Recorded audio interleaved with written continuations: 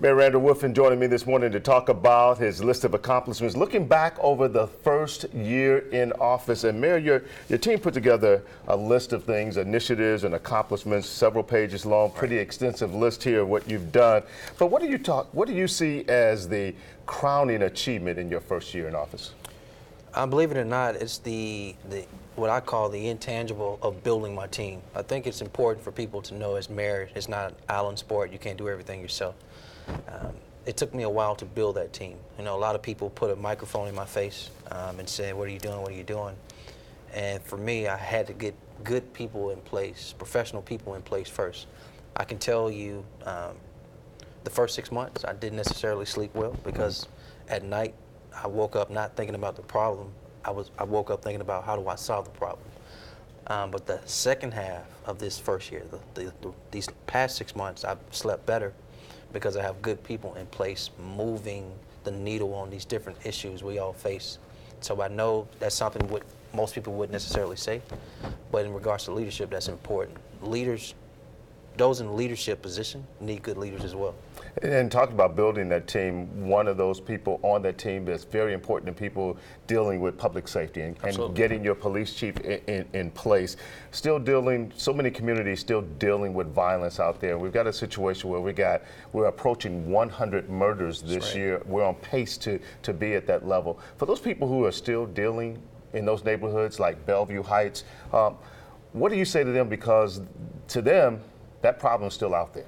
Right, so there are several things I say. One is I have to acknowledge the grieving mothers and family members out there for all the victims who have lost their life to gun violence this year. My heart grieves with them, truthfully. But I think in regards to how do we move forward, there are a lot of different things we have to do.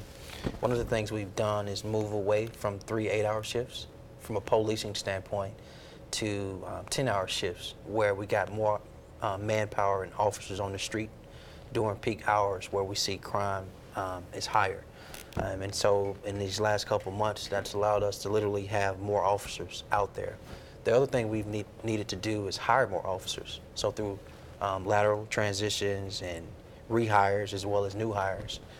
In this year, we've hired over 40 new officers. So putting more manpower on the street. But I think there's some other things we have to do on the neighborhood front. We have to reorganize how we do neighborhood watch. What is it going to take for additional eyes and ears from neighbors in their individual block and street to support our work in suppressing crime and decreasing crime? We have added some additional tools to our toolbox, such as more cameras. We need to continue to light our city up more. And there's so many other things we need to do to add more tools to the toolbox of addressing crime. Well, one of those, you told people that if they turned in those guns, that you would help them get a job. Where are you in that front? No takers? No takers. No one's turned in not one gun. No takers. So let's talk about this gun issue for a while. I know that our police officers since January 1 have taken off the street over 2,000 guns. That's aggressive. And so we're doing what we can to address gun violence. But these murders are so personal in nature. We have to figure out different ways to intercept this violence in our city. It's not just the murders we're talking about.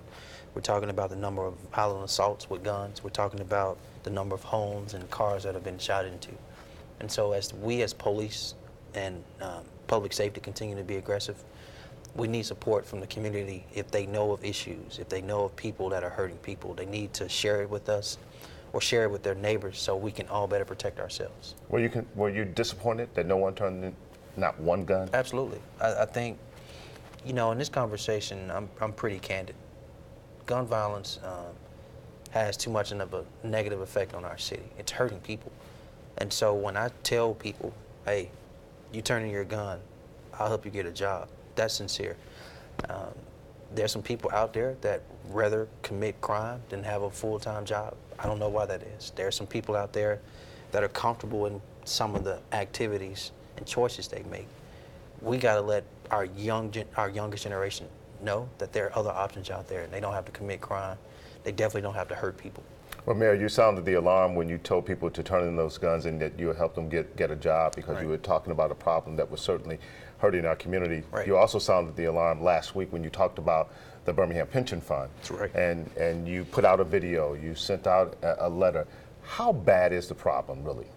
Well, for anybody that wants to retire today, for anybody that wants to retire next year, probably if anybody wants to retire in the next 5 years, there is no problem. I am thinking long term, well after I am mayor, what happens to the pension 30 years from now? If we keep going the route we're going, that pension will be unfunded.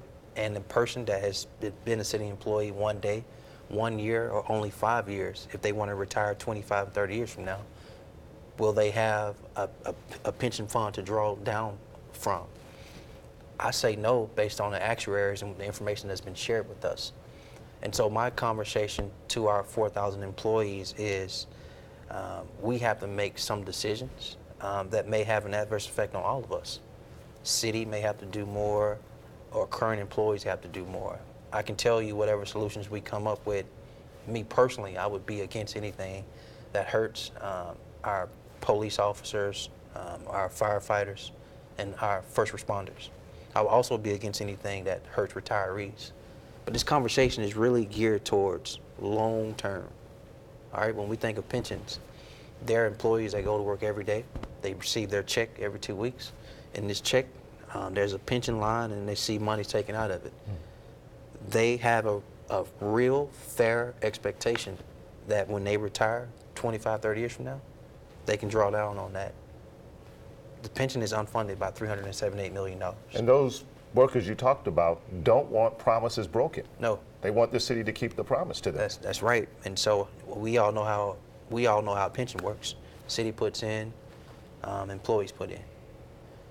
There have been some things over the years, not just from the city, but with the Great Recession and other variables that have affected the pension. And this issue is not isolated to Birmingham. There are many cities across America, as well as state pensions, that have this same issue, the difference.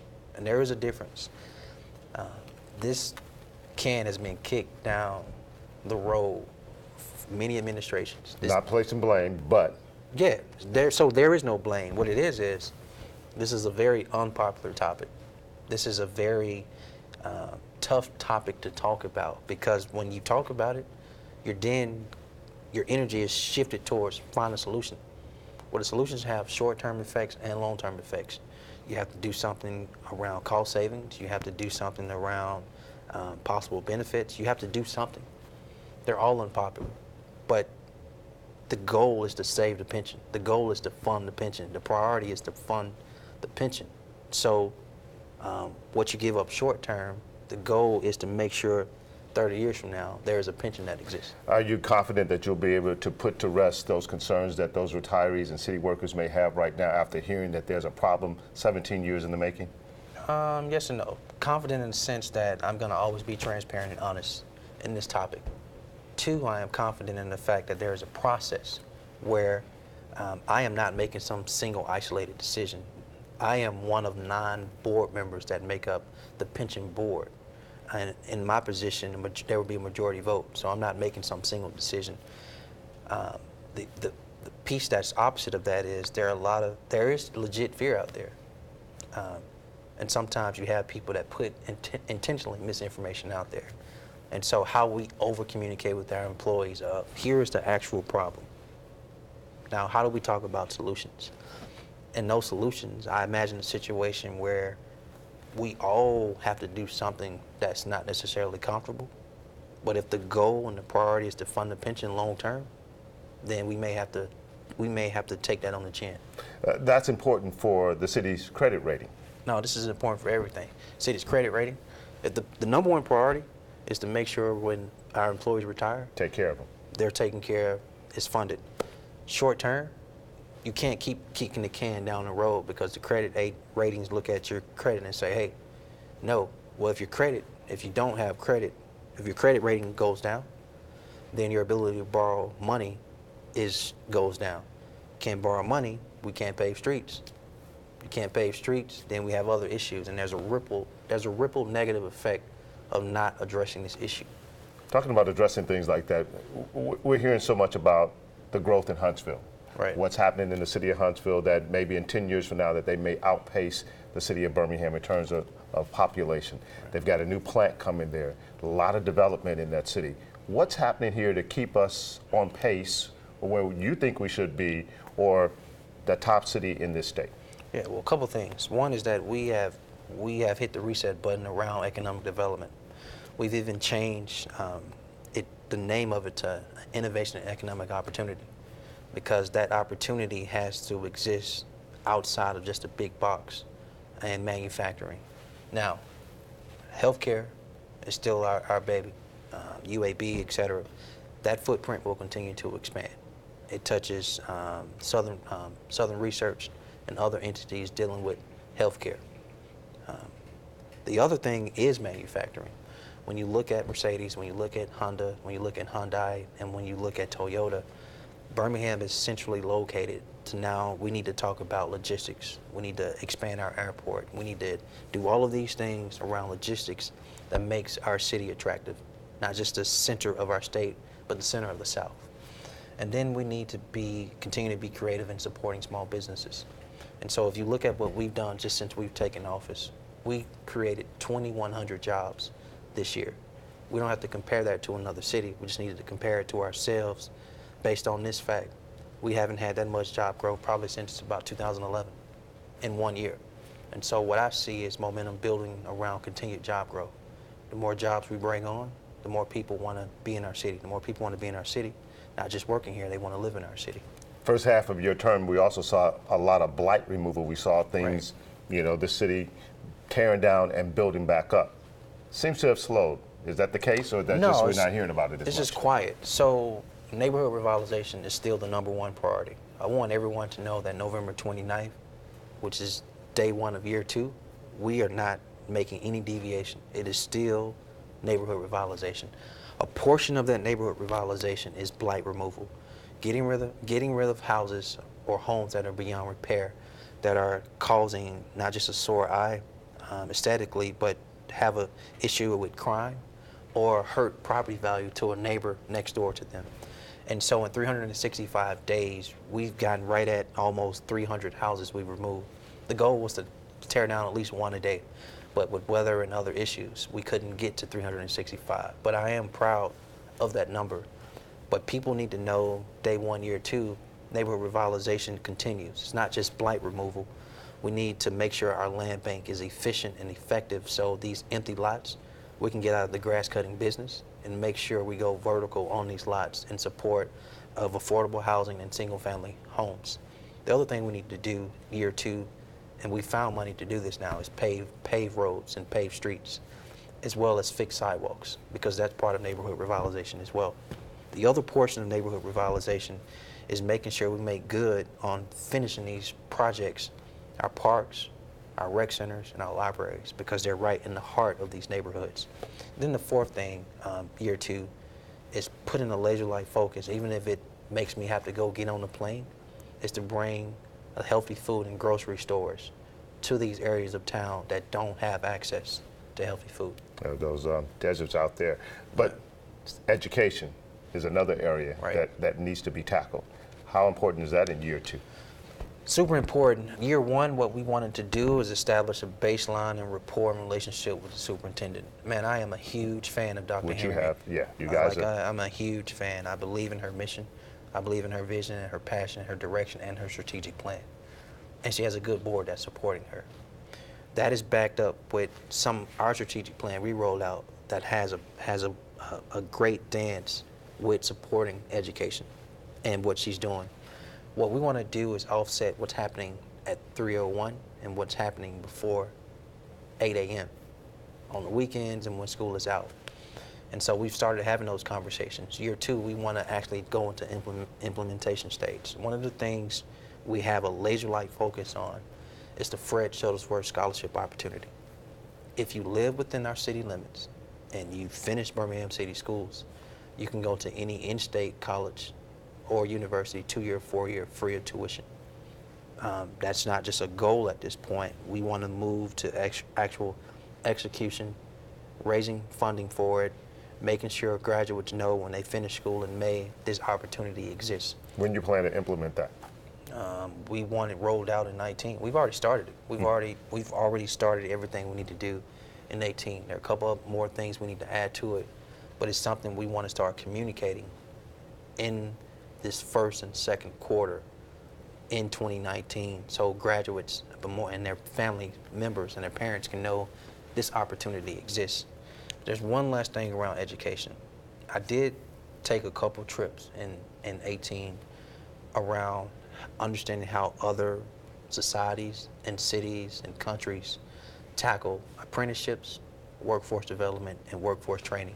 And this is what I found. It's all connected to their municipal government, their state government, and their school system. We need to make sure work opportunities exist for our young people before they finish high school. That also will reduce some of the crime we see too. Absolutely. If you put those things in place. You talked about the board that Dr. Herring has. It's good to have a good relationship with the administrative arm. Right. You also have to deal with city council. I do. Things were going well, then all of a sudden the firehouse shelter issue came up. And all of a sudden that kumbaya moment kind of disappeared. What's that relationship going to be like going forward? And plus, you got 2 new council members that they've got to put in place.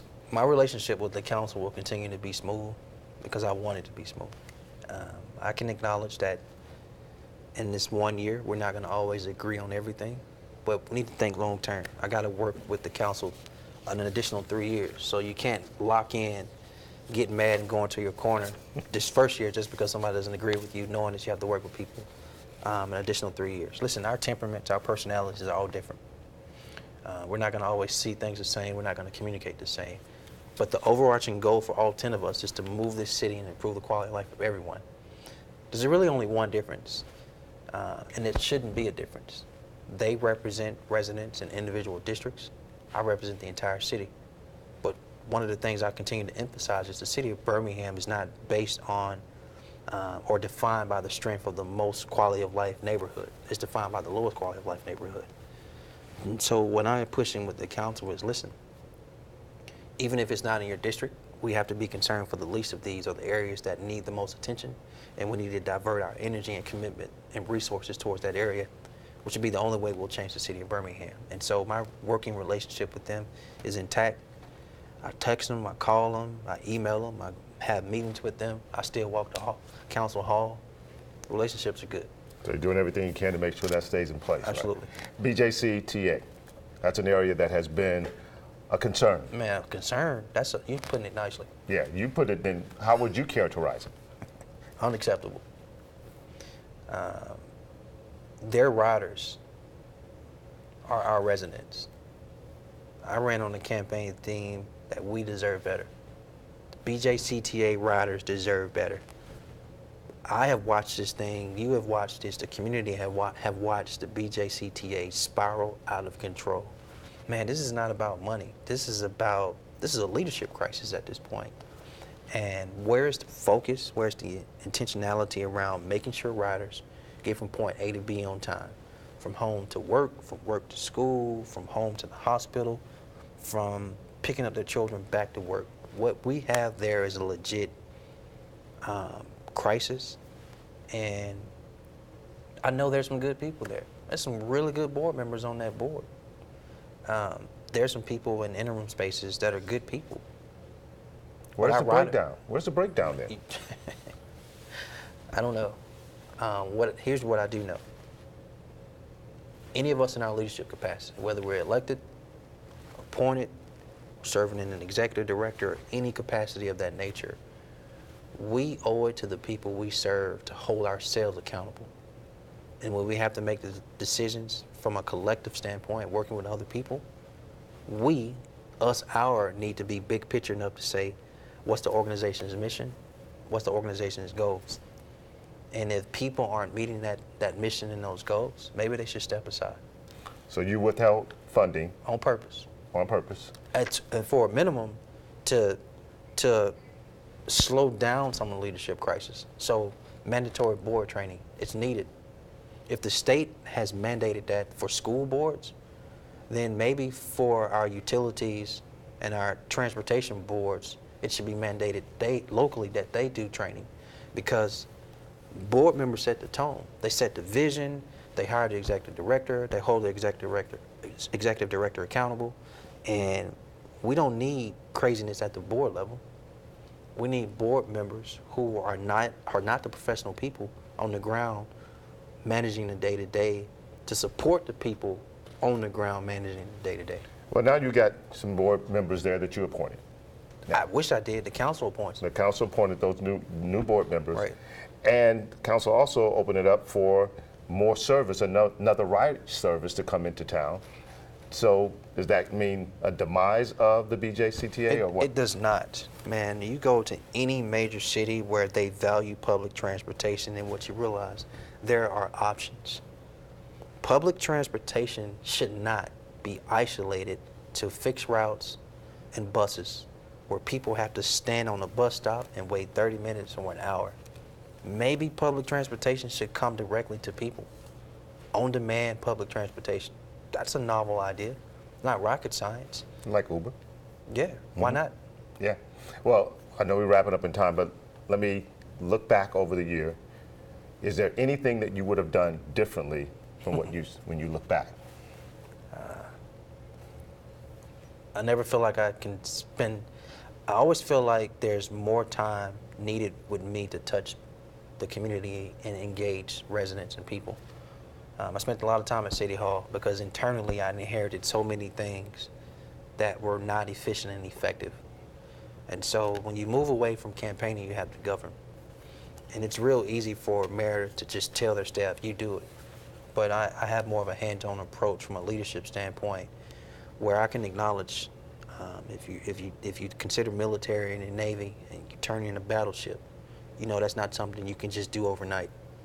Everything we want to accomplish, you can't do in 1 year. I know that. But I had to get in there and figure out the problem, stop it, and then be on the solutions end of providing that. And so that took away from me being able to continue to knock on doors and engage residents in a way that I want to.